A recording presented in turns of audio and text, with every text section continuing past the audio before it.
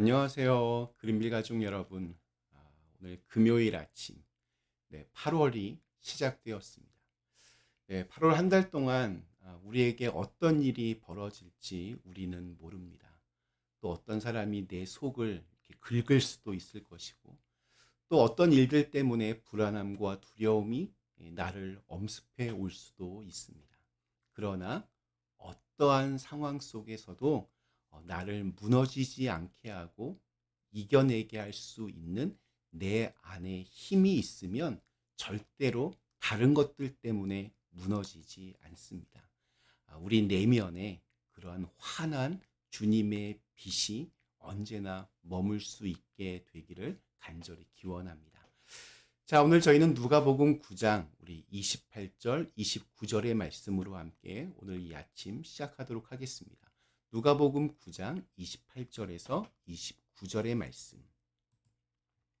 이 말씀을 하신 후 8일쯤 되어 예수께서 베드로와 요한과 야고보를 데리고 기도하시러 산에 올라가사 기도하실 때에 용모가 변화되고 그 옷이 휘어져 광채가 나더라.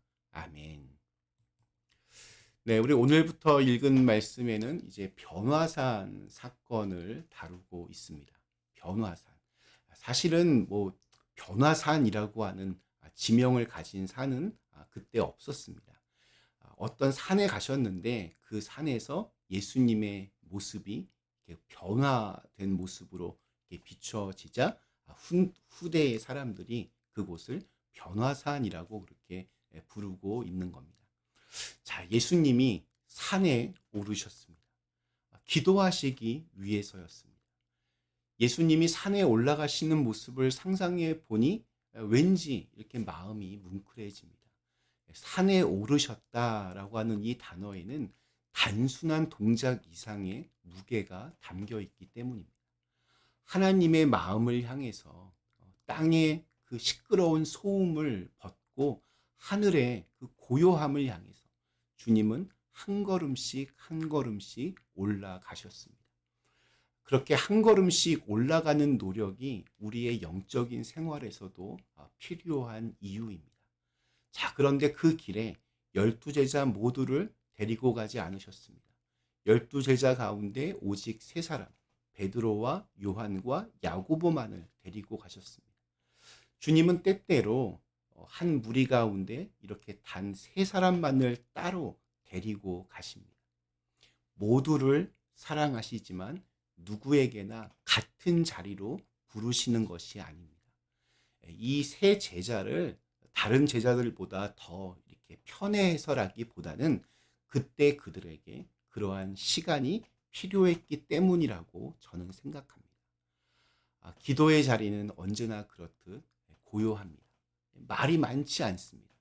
군중들이 모여서 아주 시끄러운 그런 자리가 아니라 침묵 가운데 하나님과 1대1의 만남을 가지는 그러한 자리입니다. 오늘 말씀의 배경인 변화사는 그렇게 펼쳐진 한 공간이자 한 순간이었습니다. 기도하시던 중에 예수님의 얼굴이 변하셨습니다. 어떻게 변했는지는 모르겠지만 아무튼 변하셨습니다. 예수님이 입고 있던 옷은 아주 하얗게 휘어져서 광채가 났다고 합니다. 그곳은 하늘이 내려온 자리, 시간 속에 영원히 스며든 그런 신비로운 자리였습니다. 이러한 변화는 사람들이 깜짝 놀라며 구경하라고 주어진 것이 아닙니다. 오히려 깊은 내적 만남 속에서 드러난 그러한 빛이었습니다. 그러니까 기도가 무엇인지를 보여주는 장면입니다. 기도는 이렇게 위에서 아래로 임하는 빛입니다. 우리는 자주 기도를 이렇게 올려드리는 일로만 그렇게 여깁니다. 우리의 간구, 우리의 눈물, 우리의 소원과 바램을 하늘로 올리는 노력처럼 그렇게 생각합니다. 그러나 오늘 이 변화산에서 예수님이 기도하시는 모습은 기도가 그렇게 시작하는 것이 아니라 위에서 내려오는 은혜로 열리는 문임을 우리에게 보여줍니다.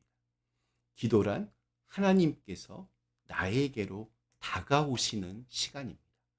그 임재의 빛이 얼굴을 바꾸고 옷의 섬유 하나하나에까지 스며드는 변화, 이것이 바로 기도의 본질입니다. 기도는 이렇게 위에서 아래로 흐릅니다. 은혜는 인간의 손이 붙잡아 이렇게 끌어내리는 것이 아니라 스스로 무게를 지닌 채 내려오는 하나님의 움직임입니다.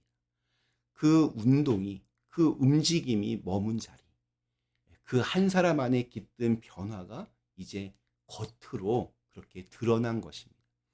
기도는 그래서 겉이 아니라 우리의 속에서부터, 내면에서부터 시작됩니다.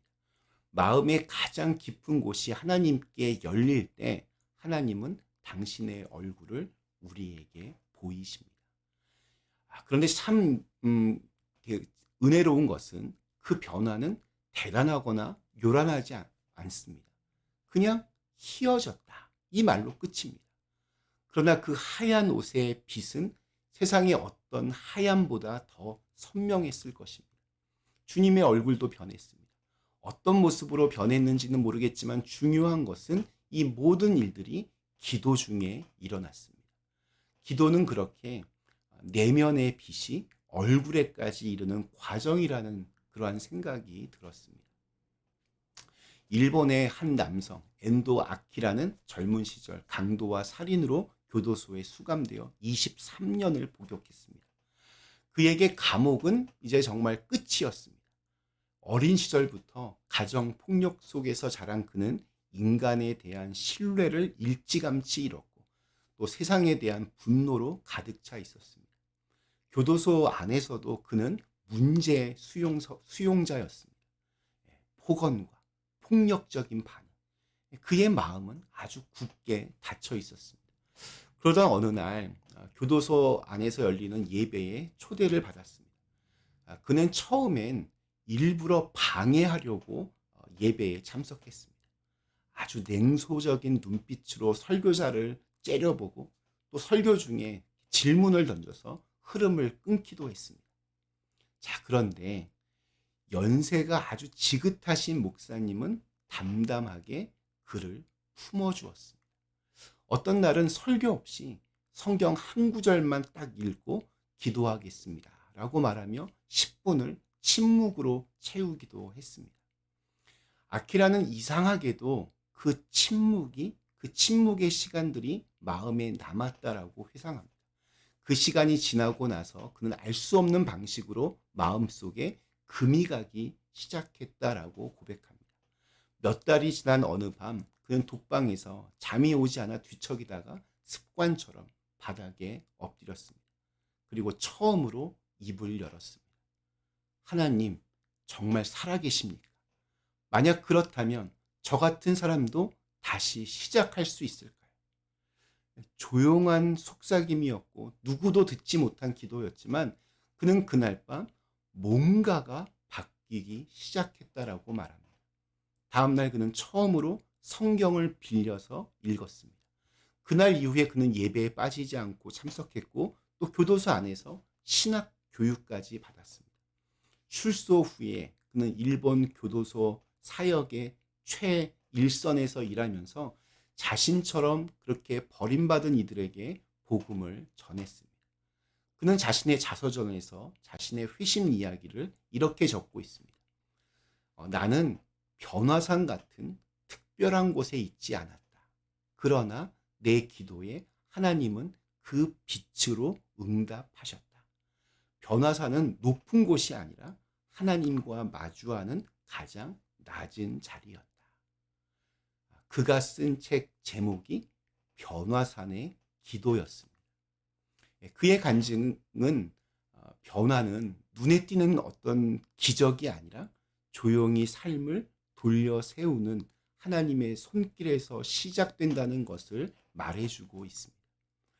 변화는 위에서 아래로 임하는 빛으로 시작되고 내 안 깊숙한 곳을 지나서 바깥으로 다시 퍼져나갑니다. 그것이 기도의 방식입니다.